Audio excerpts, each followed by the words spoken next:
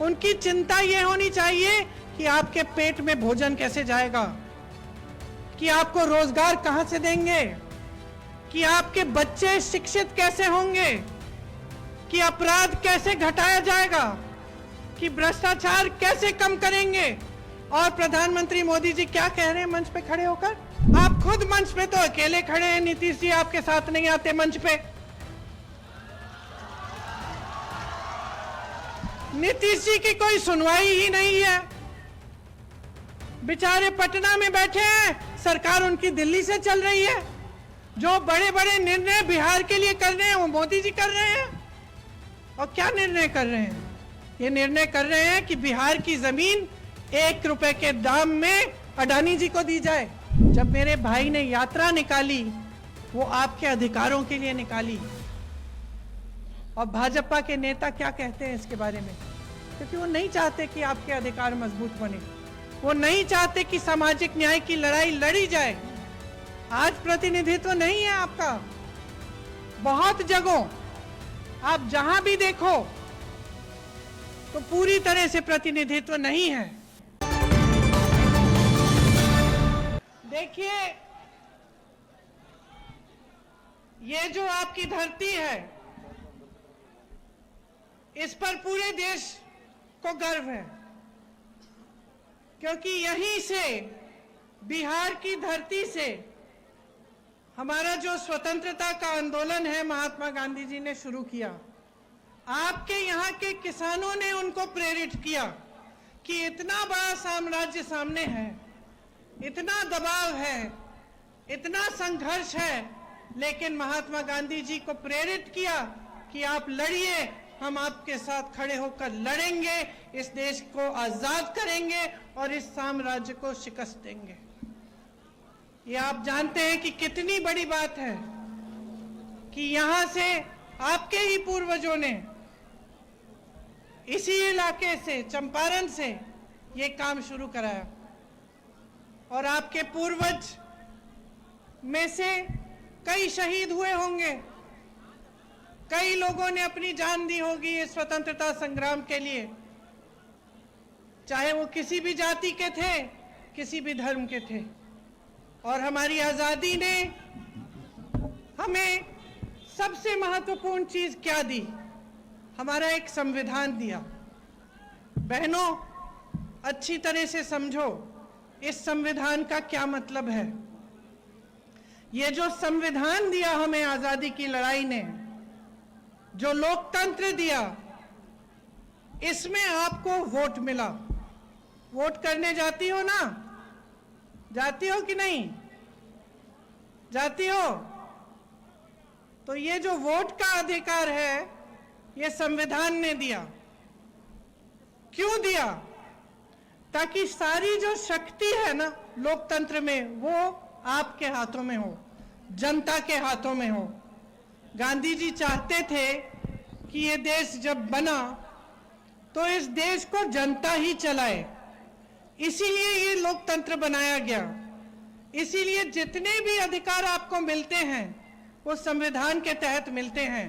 आप वोट डालते हो, आपको नागरिक माना जाता है, और जितनी भी सरकारी स्कीम है, जो सरकार पैसे भेजती है, जो सरकार राशन भेजती है, जो रोजगार मनरेगा में मिलता है, ये सब इसीलिए मिलता है।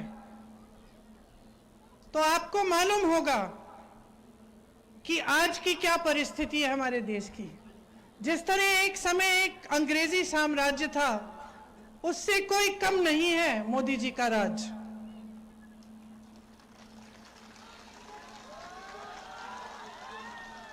और मैं क्यों कह रही हूं ये बात? क्योंकि सबसे पहला काम इन्होंने क्या किया? जनता को कमजोर करने का काम किया, आपके हाथों को कमजोर करने का काम किया। 65 लाख वोट उन्होंने इस बार काटे हैं आपके। इसका मतलब है कि बिहार में 65 लाख लोग वोट नहीं दे पाएंगे, उसमें खास तौर से महिलाएं भी हैं। और इसलिए ये काम किया है ताकि वो वोट की चोरी द्वारा बार बार अपनी सरकार लेते आए। अब 20 सालों से इनकी सरकार चली है। आप सब मेरे सामने खड़े हो, मेरे बताने का फायदा नहीं, आप अपने जीवन के अनुभव को अच्छी तरह जानते हो कि नहीं? अब इतने सारे नौजवान हैं यहाँ, हाथ उठाओ, किसको रोजगार मिला है सरकार से? किसी को मिला है? नहीं मिला है। यहाँ से पलायन करके जाते हो, बाहर मिलता है ना रोजगार, अपने परिवारों को छोड़ के जाते हो। मैंने देखा है दिल्ली में आपके क्षेत्र के लोग पूरा परिवार यहाँ गांव में छोड़ के जाते हैं, महीने हो जाते हैं, बच्चों को नहीं देखते, माँ बाप को नहीं देखते, अपनी बीवियां को नहीं मिलते, महीने हो जाते हैं। किसी बड़े शहर में जाते हैं, कोई छोटी मोटी नौकरी मिल जाती है, मजदूरी मिल जाती है, 5-6 लोग, 8-10 लोग एक एक कमरे में अपनी रोजी रोटी कमाने के लिए, ताकि यहाँ गांव में कुछ पैसा भेज पाएं, ताकि अपने बच्चों की परवरिश हो पाए। बड़े शहरों में कोई अपना नहीं होता, अपने आप खुद अकेले लड़ना पड़ता है, अपनी जगह के लिए, अपने रोजगार के लिए, अपनी रोजी रोटी के लिए। आज गरीब से गरीब परिवार अपने बच्चे को पढ़ाना चाहता है। कोई ऐसा परिवार नहीं है, कोई ऐसी महिला नहीं है जो ये नहीं चाहती कि मेरे बच्चे पढ़ेंगे और शिक्षित होंगे, है कि नहीं? अभी मैं उधर गई थी जहां बुनकर हैं, महिलाएं बुनकर हैं, शॉल बुन रही थी। वहां पे शायद एक संस्था है जिसके द्वारा वो कमाती हैं। मैंने पूछा कि बहन आपके बच्चे कितने हैं? बताया कि मेरे 3 बच्चे हैं। दूसरी बहन ने बताया कि मेरे 4-5 बच्चे हैं। तो मैंने पूछा क्या बच्चों को पढ़ाती हो? तो बोला हाँ। मैंने कहा कैसे? पति क्या करता है? पति खेती करता है। मैंने पूछा कि खेती से कितना कमा पा रहा है? कहती है कि खेती से इतना कमा लेता है कि हमारे पेट में भोजन मिल जाता है, और बाकी मैं कमा रही हूं जिससे मेरा परिवार चल रहा है। यह है आपकी सच्चाई। सच्चाई यह है कि आज खेती से कमा नहीं पा रहे हो। एक जमाने में खेती काफी थी, खेती करते थे, कमा लेते थे। आज खेती का सारा सामान महंगा है कि नहीं? सरकार ने कभी टैक्स लगा दी कुछ चीजों पे, ट्रैक्टर, ये वो, बाकी फिर तेल के दाम बढ़ गए। खेती जो उपज है तुम्हारी उसका सही दाम नहीं मिलता, जो न्यूनतम समर्थन मूल्य सरकार को देना चाहिए वो नहीं मिलता, खाद नहीं मिलती समय पे, तो कैसे कमाओगे? तो खेती से कमा नहीं रहे हो। ये लोग सुबह से शाम तक भाजपा के नेता जवाहरलाल नेहरू को गाली देते रहते हैं, कहते रहते हैं कि जो भी इस देश में खराब है वो पंडित जवाहरलाल नेहरू नहीं किया। आज अमेरिका में एक अमेरिकन शख्स ने चुनाव जीता, बड़ी शहर है न्यूयॉर्क, वहां उन्होंने जवाहरलाल नेहरू की बात की, और यहां जवाहरलाल नेहरू के देश में हम रोज रोज भाजपा के नेता उनका अपमान करते हैं। सोचिए, और ये भी सोचिए कि ये जितनी भी उद्योग हैं जो बिहार में लगे, जितनी भी बड़े बड़े उद्योग हैं, जितने भी कारखाने लगे जिससे लोगों को सरकारी नौकरी मिलती थी, उसका क्या किया इन लोगों ने? आपको याद होगा, आपके माता पिता को याद होगा कि एक समय में जो सरकारी रोजगार होता था, सरकारी नौकरी होती थी, उसके लिए लोग तड़पते थे कि किसी ना किसी तरह हमें सरकारी कारखाने में लगवा दो, हमारी जिंदगी बन जाएगी, अच्छा वेतन मिलेगा, पेंशन मिलेगा, जिंदगी भर हमें चिंता नहीं करनी पड़ेगी, समय समय पे छुट्टियां भी मिलेंगी। इन्होंने क्या किया? मोदी जी ने क्या किया? सारे बड़े बड़े कारखाने, इस देश के हवाई अड्डे, इस देश के बंदरगाह, इस देश की फैक्ट्रियां अपने 2 बड़े बड़े मित्र जो बड़े सेठ हैं उनको दे दी, उनको सौंप दी। आप आज अगर सरकारी नौकरी ढूंढने के लिए जाएंगे तो आपको क्या मिलेगा कि सरकारी कारखानों में भी ठेकेदारी चल रही है। लैटरल एंट्रियां हो रही हैं। इसका मतलब है कि जो देश की संपत्ति थी, जिससे आपको रोजगार मिलता था, आपको नौकरी मिलती थी, वो भी खत्म हो गई। अब यहाँ छोटे छोटे व्यापारी होंगे, कोई दुकानदार है, कोई अपना छोटा सा व्यापार शुरू करना चाहता है, जैसे ये है, जैसे ये जो शॉल बुनने का व्यापार है, इनके लिए कितनी मुश्किल कर दी है, ये भी नहीं कमा पा रहे हैं। तो अगर आप एक अच्छी तरह से देखें और समझें तो इन 20 सालों में इस सरकार ने क्या किया है। मेरी बहनें, कितनी महंगाई है। आप आज दुकान जाती हो, छठ का त्योहार है, दिवाली का त्योहार है, कुछ खरीद पाती हो? आधी चीजें छोड़ के आ जाती होगी, क्योंकि खरीद नहीं पाती हो। महंगी हो गई है हर चीज, सब्जी महंगी, दाल महंगी, सब कुछ महंगा। तो त्योहार आता है तो डर लगता है कि मेहमान आएंगे, खिलाएंगे क्या, है कि नहीं? घबराहट होती है। बच्चा बीमार पड़ता है तो घबराहट होती है कि इलाज कैसे करेंगे, प्राइवेट में ले जाना पड़ेगा, पैसे लगेंगे खूब सारे। बेटी की शिक्षा करानी है, बेटे की शिक्षा करानी है। अगर बेटा बड़ा है तो नौकरी के लिए जो पेपर है उसके लिए फीस जमा करनी है, ट्यूशन लगवाना है, लोन लेना पड़ता है, लोन लेते हैं ब्याज देना पड़ता है। कैसे गुजारा कर रहे हो? मेरा सवाल ये है कि कैसे गुजारा कर रहे हो? बड़े बड़े नेता आते हैं, भाजपा के प्रधानमंत्री जी आते हैं, गृह मंत्री जी आते हैं, और पता नहीं कैसी कैसी बातें करते हैं। मैं कल देख रही थी, प्रधानमंत्री जी भाषण दे रहे हैं और उनकी चिंता क्या है? अरे देश के प्रधानमंत्री हैं, उनकी चिंता ये होनी चाहिए कि आपके पेट में भोजन कैसे जाएगा, कि आपको रोजगार कहां से देंगे, कि आपके बच्चे शिक्षित कैसे होंगे, कि अपराध कैसे घटाया जाएगा, कि भ्रष्टाचार कैसे कम करेंगे। और प्रधानमंत्री मोदी जी क्या कह रहे हैं मंच पे खड़े होकर कि कांग्रेस पार्टी के पोस्टरों को देखिए, उसमें तेजस्वी जी का चित्र नहीं है। ये चिंता है आपकी? आपकी ये चिंता है कि दूसरी पार्टी के पोस्टर में कौन है कौन नहीं है? कमाल है, ताज्जुब की बात है। आप खुद मंच पे तो अकेले खड़े हैं, नीतीश जी आपके साथ नहीं आते मंच पे। नीतीश जी की कोई सुनवाई ही नहीं है, बेचारे पटना में बैठे हैं, सरकार उनकी दिल्ली से चल रही है। जो बड़े बड़े निर्णय बिहार के लिए कर रहे हैं वो मोदी जी कर रहे हैं। और क्या निर्णय कर रहे हैं? ये निर्णय कर रहे हैं कि बिहार की जमीन 1 रुपए के दाम में अडानी जी को दी जाए। तो भाइयों और बहनों, आज आपकी परिस्थिति ठीक नहीं है। आपको कोई जरूरत नहीं है कि मेरे जैसा कोई दिल्ली से नेता आपको ये बात बताए। आप जान रहे हो, सुबह उठती हो बहन, काम करने के लिए जाती हो, है कि नहीं? कुछ ज्यादा कमा नहीं पाती, घर आती हो, घर में जो कुछ है, जो भी है, उसी से खाना बना के पका के अपने बच्चों को खिलाती हो, अपने पति को खिलाती हो, अगर परिवार में बुजुर्ग हैं उनको खिलाती हो, खुद आखिर में खाती हो अगर कुछ बचता है, कभी कभी खाली पेट सो जाती हो। कोई तुम्हारी सहायता नहीं करता, कोई तुम्हारी सुनवाई नहीं करता, कोई आकर हाथ नहीं पकड़ता कि चलो हम मदद करेंगे।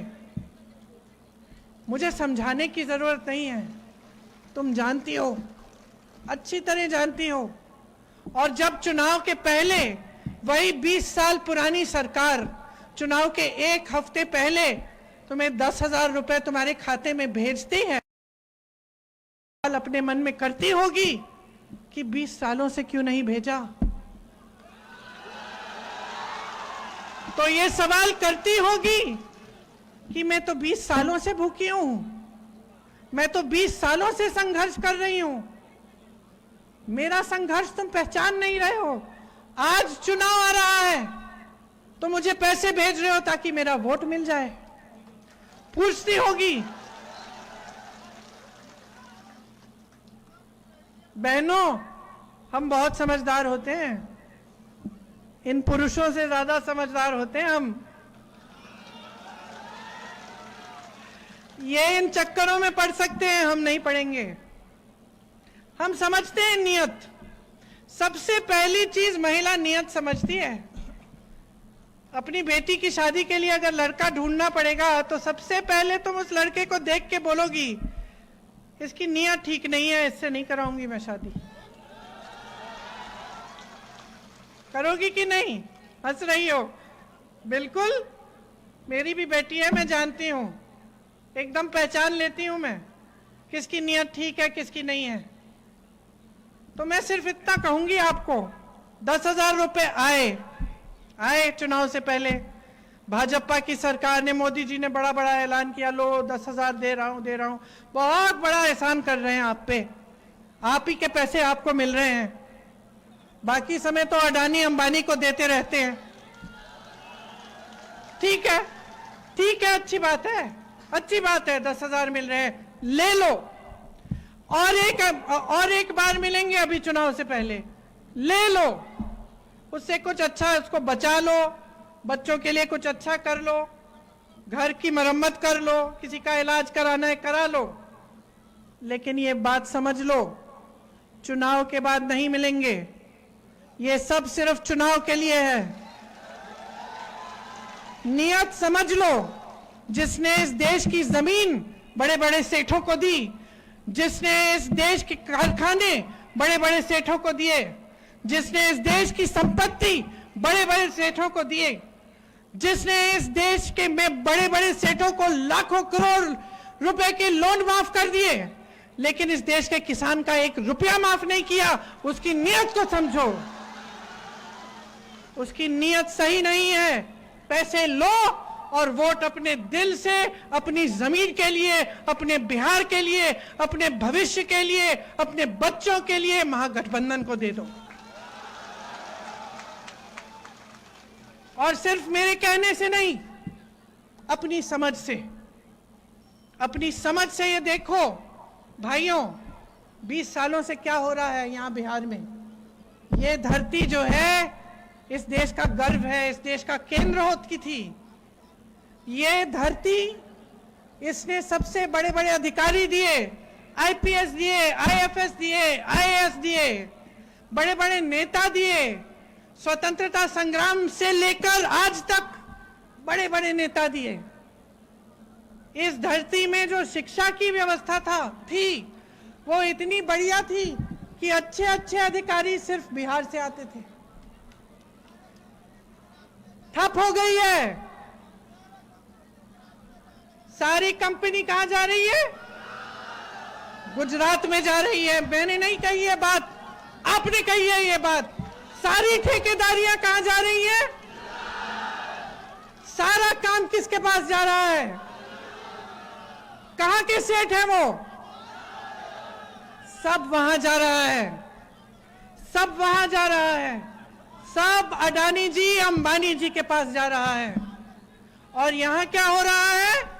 जब जब चुनाव आता है, चलो जनता को एक दूसरे से लड़ा लेते हैं, वोट मिलेगा। मैं उत्तर प्रदेश में काम करती थी। एक बार एक गांव में गई, कोई सड़क नहीं थी, पैदल गई, थोड़ी देर घर के अंदर घुस गई, एक महिला मिली। मैंने कहा बच्चे पढ़ा रही हो? कहती है नहीं, पाठशाला ही नहीं है। अच्छा, तो फिर क्या करती हो? यहाँ बैठे रहते हैं, मैं काम करती हूँ। ठीक है। पानी है? नहीं है। टूटी है लेकिन पानी नहीं आता। बिजली है? खंबा लगा था 10 साल पहले, बिजली नहीं आती। सही बात है, मैं तो यूपी की कर रही हूं, यहां भी वही होगा।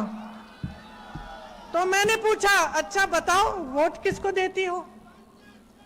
इसी विधायक को देती हो जिसने तुम्हारा कुछ काम नहीं किया? कहती है दीदी वोट तो मैं इसी को देती हूं। मैंने कहा क्यों?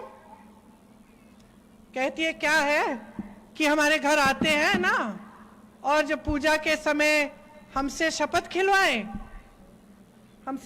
खिलवाए कि हम भाजपा को अपने धर्म के नाम पर वोट देंगे। तो मैंने कहा बहन, तुम्हें नहीं लगता तुम्हारा इस्तेमाल हो रहा है? तुम्हारा पानी नहीं है, बिजली नहीं है, सड़क नहीं है, पाठशाला नहीं है बच्चों के लिए, रोजगार नहीं है, और तुम बार बार वोट दे जा रही हो, क्योंकि बार बार वो आके तुमको धर्म के नाम पर फुसला रहे हैं और धर्म के नाम पर तुम्हारा वोट ले रहे हैं। कभी धर्म के नाम पर, कभी जाति के नाम पर, कभी कुछ और कर देंगे। जहां जाओ बोलने लगते हैं कि भाई कांग्रेस वालों ने ये किया है, अपमान किया है, ऐसा किया है, वैसा किया है। ये सब फिजूल की बातें हैं, फिजूल की बातें हैं। अपना ध्यान मत भटकाओ। ये जो चुनाव है, ये सबसे बड़ी चीज है। अगर इस देश में एक चीज है, एक शक्ति है जो तुम्हारे हाथों में है, समझ लो इसको। 5 साल में एक बार आता है, इसको व्यर्थ मत करो। ये जो शक्ति है तुम्हारी, इससे तुम अपना ही भविष्य बना रहे हो, अपना ही भविष्य बिगाड़ रहे हो। आपस में लड़ने से किसी का भविष्य नहीं बनेगा, किसी के धर्म का गर्व नहीं बढ़ेगा। आप लड़ोगे, आपका नुकसान होगा। आपको याद होगा, जब भी कोई बड़ी लड़ाई हो गई है किसी धर्म के बीच, 2 धर्मों के बीच, किसी नेता का नुकसान हुआ? किसी नेता का जनाजा निकला? कोई नेता मिला आपको पड़ा अस्पताल में जिसकी अच्छी खासी पिटाई की थी? नहीं ना। कौन था? कौन था अस्पतालों में? किसके जनाजे निकले? गरीबों के, गरीबों के। हमेशा जब जब लड़ाई होती है तो नुकसान आपका होता है, खून आपका बहता है, लड़ाई आपकी होती है। बहनों, आप समझो इस बात को। आपके पास आते हैं, कहते हैं धर्म के नाम पर वोट दो। नहीं, विकास के नाम पर वोट दो, अपने नाम पर वोट दो। आपके लिए क्या कर रही है सरकार? कौन सा नेता आपके लिए काम कर रहा है? किसका चेहरा चुनाव के बाद दिखता है या नहीं दिखता है? पानी किसके घर में आ रहा है, क्यों आ रहा है? ठेकेदारियों से कौन अपने पैसे बना रहा है और कौन असली काम कर रहा है जनता के लिए? समझो, जो अपराध बढ़ा रहा है, जो माफियाओं को बढ़ा रहा है, समझो उसको, देखो। और हमसे अच्छा तो आप जानते हो। आपके गांव में आएंगे, मैं अगर आती और पूछती कि भाई बताओ कौन सा अच्छा नेता है, आप सीधा बता देंगे कि यही है जो आता है। तो पहचानो उसको, अपना वोट व्यर्थ मत करो। ये बड़ी बड़ी बातें सब लोग कर लेते हैं आपके सामने आकर, और नेता भी चालाक होते हैं, सब जानते हैं कि क्या कहना है चुनाव के समय, क्या नहीं कहना है। अब बाकी आप पर है, आपके विवेक पर है, आपकी समझदारी और आपकी जो देश के प्रति जिम्मेदारी है वो आप निभाओ। जो हमारा महागठबंधन है वो कई ऐसे काम करना चाहता है आपके लिए, हम लोग करना चाहते हैं। आपने देखा होगा कि मेरे भाई राहुल गांधी ने एक यात्रा निकाली यहीं पे बिहार में, वोट चोरी के खिलाफ। सबसे पहले आपको अपना जो अधिकार है वो दिलवाने के लिए, उसको कमजोर ना हो कर पाए भाजपा वाले, उसके लिए। और ये लोग, इन्होंने क्या कहा? घुसपैठियों के लिए यात्रा निकाल रहे हैं। आप घुसपैठी हैं? बिहार की जनता घुसपैठी है। जब मेरे भाई ने यात्रा निकाली, वो आपके अधिकारों के लिए निकाली। और भाजपा के नेता क्या कहते हैं इसके बारे में? क्योंकि वो नहीं चाहते कि आपके अधिकार मजबूत बने, वो नहीं चाहते कि सामाजिक न्याय की लड़ाई लड़ी जाए। आज प्रतिनिधित्व नहीं है आपका। बहुत जगहों आप जहां भी देखो तो पूरी तरह से प्रतिनिधित्व नहीं है। हर जाति का होना चाहिए, अति पिछड़ी जातियों का, पिछड़ी जातियों का, अल्पसंख्यकों का, दलितों का अच्छी तरह से प्रतिनिधित्व होना चाहिए। सही से रोजगार मिलना चाहिए, सही से मौके मिलने चाहिए। यही हमें हमारे संविधान में लिखा है। इसी संविधान के लिए महात्मा गांधी जी लड़े, इसी संविधान के लिए आज तेजस्वी जी, राहुल जी, हम सब लड़ रहे हैं। ये आपकी लड़ाई है, इस लड़ाई को पहचानिए। युवाओं के लिए हम जानते हैं कि आपके पेपर लीक होते हैं और उससे कितना नुकसान होता है। जो बच्चा फीस दे देकर, ट्यूशन भर भर कर, फॉर्म भर भर कर पेपर दे रहा है, फीस भरता है फॉर्म का, फिर भी वो पेपर लीक होता है, घोटाला होता है, उस बेचारे को नौकरी नहीं मिलती, उसका समय बर्बाद हो रहा है, उसकी जवानी बर्बाद हो रही है। कई बच्चे 28-28 साल के होते हैं, नियुक्तियां का इंतजार कर रहे हैं, नियुक्तियां होती नहीं है। हाँ, जानती हूं मैं, यूपी में भी यही हाल है, पेपर लीक पे पेपर लीक। ऐसे बच्चे जो 28 साल के हो गए हैं, शादी नहीं हो पा रही है, नौकरी नहीं मिल पा रही है, पेपर लीक हो रहा है हमेशा, बार बार एग्जाम दे रहे हैं, बार बार लीक हो रहा है, बार बार बेचारे आशा उम्मीद रख के बैठे हैं। तो हम चाहते हैं कि आप जब फॉर्म भरोगे इम्तिहान के लिए तो कोई फीस नहीं होगी। हम चाहते हैं और हम करेंगे कि जब पेपर देने जाओगे तो पेपर जो एग्जाम का सेंटर है वहां तक आने जाने का आपको कोई निःशुल्क, आप जाओगे और निःशुल्क आओगे। हम अगर पेपर लीक होगा तो सख्त से सख्त कार्रवाई करेंगे और एक जॉब का कैलेंडर बनेगा जिसमें जिस दिन आपका पेपर है उसका डेट, जिस दिन आपका रिजल्ट आएगा उसका डेट, जिस दिन आपकी नियुक्तियां होंगी उसका डेट, सब पहले से हम तय करेंगे।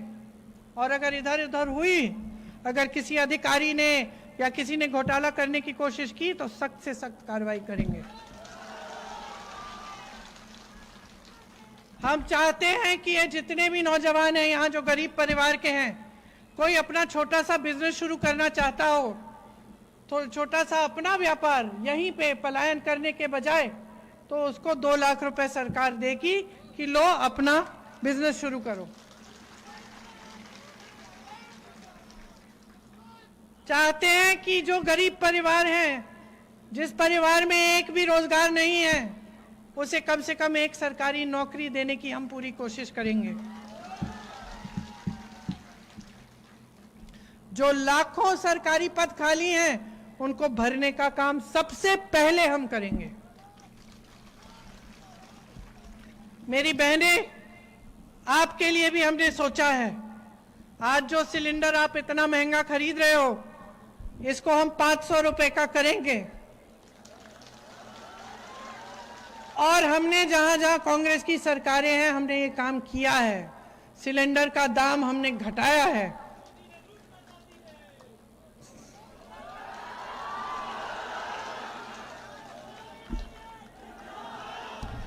देश का दिवाला निकाला है और सब अपने बड़े बड़े उद्योगपति मित्रों को दे डाला है। रोक लो इनको, रोक लो इनको, सब खत्म करने जा रहे हैं। कल क्या पता चुनाव होंगे कि नहीं होंगे। इतनी बड़ी चोरियां हो रही हैं चुनाव में। आज मेरे भाई ने सबके सामने हरियाणा के चुनाव की बातें बताई हैं, किस तरह से पूरा चुनाव चोरी किया है। पूरा देश देख रहा है और पूरे देश को देखना चाहिए। लेकिन मेरे भाई, देश से शिकायत है, देश चुप क्यों है? चुप क्यों हो? अपनी शक्ति को पहचान क्यों नहीं रहे हो? बदलो इनको।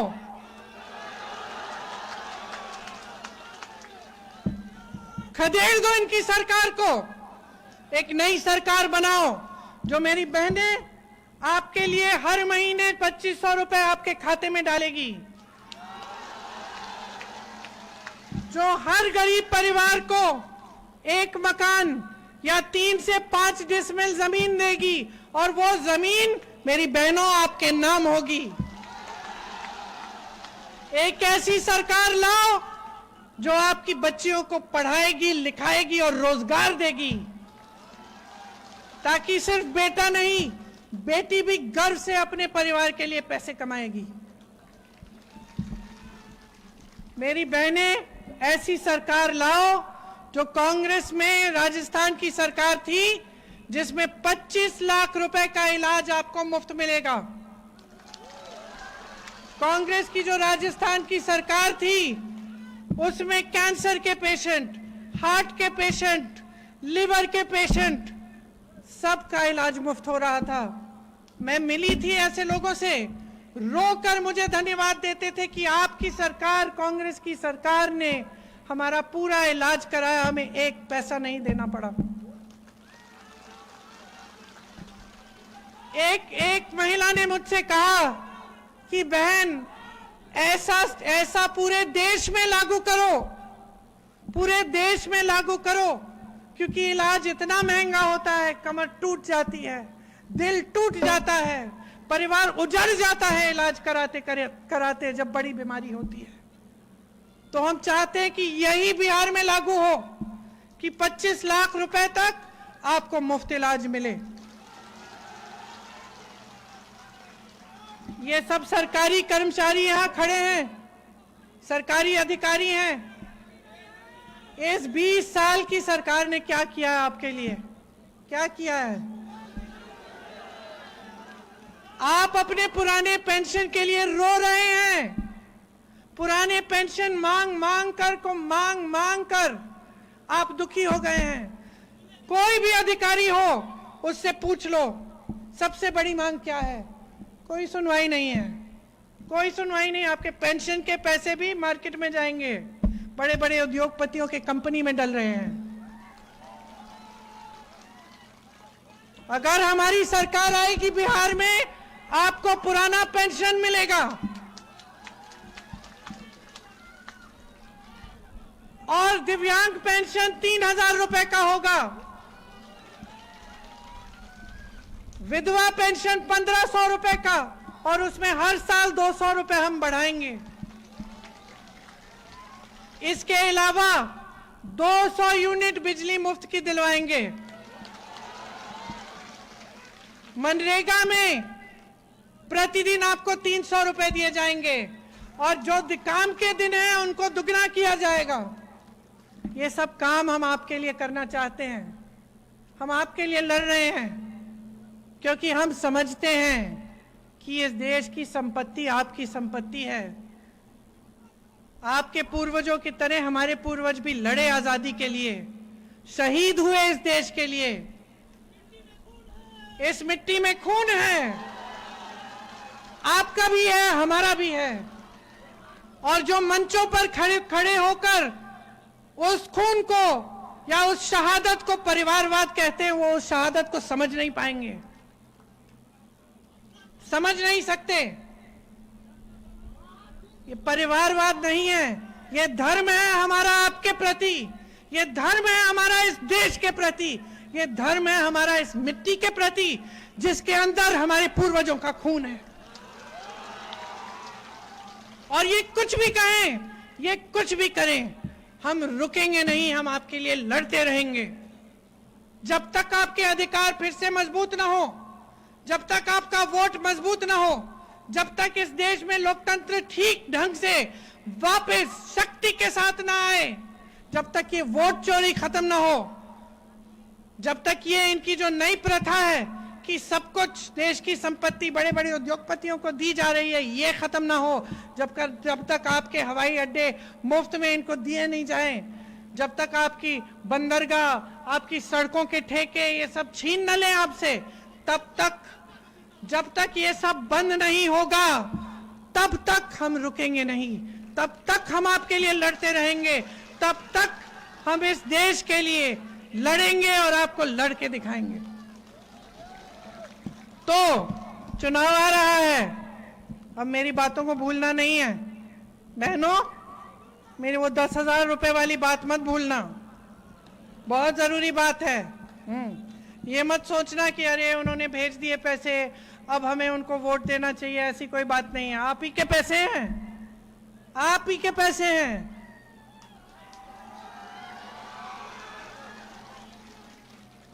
आप वोट अपने मन से दो, जो ठीक काम कर रहा है आपके लिए उसको दो, जो इस देश को बनाएगा उसको दो।